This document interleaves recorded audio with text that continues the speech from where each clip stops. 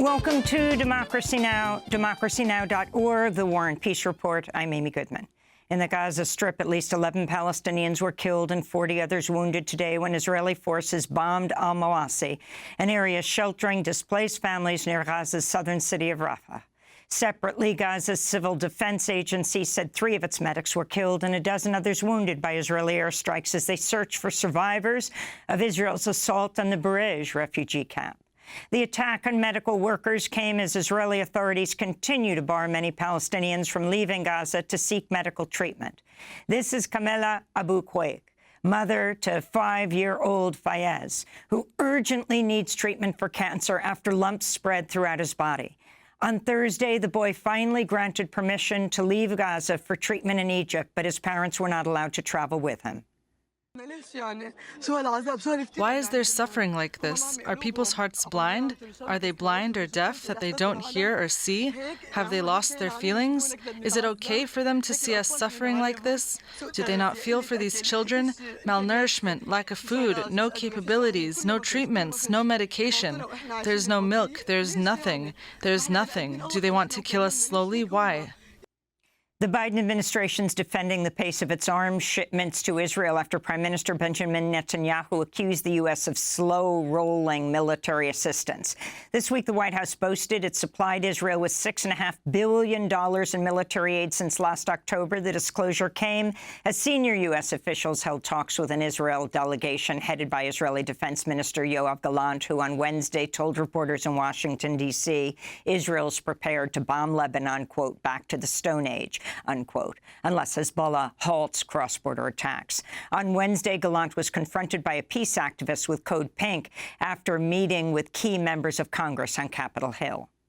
Gallant, you are a war criminal! How dare you enter our city and our country? You are a war criminal! You have literally killed thousands of Palestinians carrying out the genocide in Palestine. Shame on you, and shame on you for letting them in here. Shame on all of you for protecting a war criminal. In more news from Capitol Hill, lawmakers have barred the U.S. State Department from citing death toll figures provided by Gaza Ministry of Health ahead of Thursday's vote. Congress's lone Palestinian-American lawmaker, Democrat Rashida Tlaib of Michigan, read into the congressional record the toll of Palestinians killed during Israel's assault on Gaza, more than 37,700 dead, 15,000 of them children. But Palestinians are not just numbers. Behind these numbers are real people, mothers, fathers, sons, daughters, who have had their lives stolen from them and their families torn apart. And we should not be trying to hide it. These are innocent children and babies who have been bombed in their tents, burned alive, dismembered, and deliberately starved to death. Where is our shared humanity in this chamber? There is so much anti-Palestinian racism in this chamber that my colleagues don't even want to acknowledge that Palestinians exist at all. Not when they're alive, and now not even when they're dead. It's absolutely disgusting. This is genocide denial. President Biden and former President Trump took to the stage Thursday night for their first debate of the 2024 election, hosted by CNN at its Atlanta headquarters. Over the 90-minute debate, Trump repeatedly lied, referenced misinformation as he blasted Biden's immigration policies, inaccurately linking asylum seekers and immigrants to rising crime. Trump also falsely asserted Democrats have advocated for abortion legislation that would allow doctors to kill newborn babies. CNN moderators Jake Tapper and Dana Bash failed to challenge or fact-check Trump during the debate. President Biden was halting and disjointed, muffled his lines, often appeared to lose his train of thought. We'll play excerpts of the debate and get commentary for the rest of the broadcast after headlines. The United States Supreme Court has rejected a bankruptcy settlement that would have protected members of the Sackler family from lawsuits related to the opioid epidemic. In a 5-4 ruling, justices found the settlement between Purdue Pharma and states, tribes, and local governments violates U.S. bankruptcy law by exempting the Sacklers from future litigation. Meanwhile, the Supreme Court's right-wing supermajority ruled in a 6-3 decision that the Securities and Exchange Commission cannot use administrative law judges to assign penalties to violators, who must instead be granted a jury trial. The ruling sets a precedent that severely curtails the power of the federal government to impose fines for violations across a range of agencies. In a scathing dissent, Justice Sonia Sotomayor called the ruling a power grab that will have momentous consequences. She wrote, quote, "The constitutionality of hundreds of statutes may now be in peril, and dozens of agencies could be stripped of their power to enforce laws enacted by Congress," she said.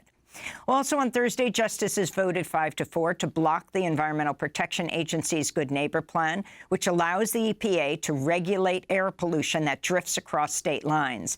In a statement, Earth Justice wrote, quote, "The court's order puts thousands of lives at risk, forces downwind states to regulate their industries more tightly, and tells big polluters that it's open season on our environmental laws," Earth Justice said.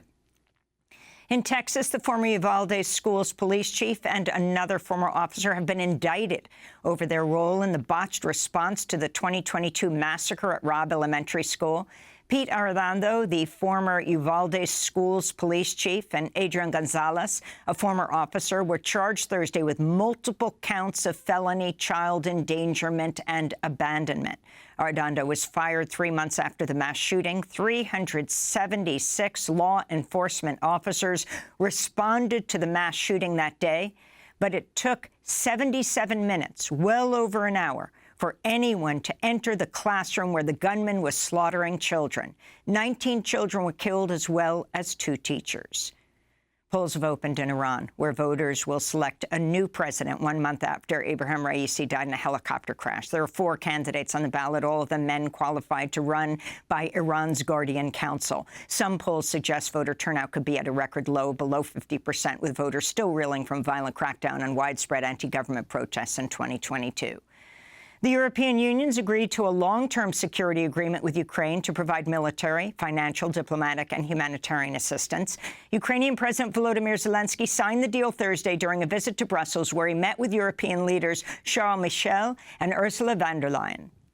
Zelensky's trip came 1 day after the European Union formally opened accession talks with Ukraine and Moldova. The process of joining the EU could take years or even decades. Meanwhile, CNN's reporting the Biden administration's preparing to lift a de facto ban on Pentagon contractors deploying to Ukraine that's been in place since Russia's 2022 invasion. The policy shift would bring U.S. military personnel closer to a direct confrontation with Russia while speeding the work of technicians who maintain and repair U.S.-provided weapons, including F-16 fighter jets. And the United States Pacific Fleet played host Thursday as the world's largest maritime war games kicked off in Honolulu, Hawaii. The Rim of the Pacific, or RIMPAC, International Maritime Exercise, brings together 25,000 military personnel from 29 countries, including Australia, Canada, South Korea, Japan, India, Brazil, Chile, Mexico, and 7 European nations. Israel will also be participating. Israel's inclusion has further angered peace activists who say there's a direct connection between Israel's assault on Gaza and the exploitation of Hawaiian lands by U.S. military. Rose Elovitz is with Jewish Voice for Peace, Hawaii. Palestine is a weapons testing ground for Israeli weapons that are exported throughout the world to buyers like Japan, France, Brazil, Australia, and more, all of whom are active participants in this year's RIMPAC. Like Gaza, Hawaii too is a testing ground for weapons and trainings. The bombs that are tested in the sacred Makua Valley are the same bombs dropped in Gaza. The white phosphorus responsible for choking and burning innocent Palestinians to death is the same white phosphorus discharged in Makua. And those are some of the headlines. This is Democracy Now!, democracynow.org, The War and Peace Report. I'm Amy Goodman.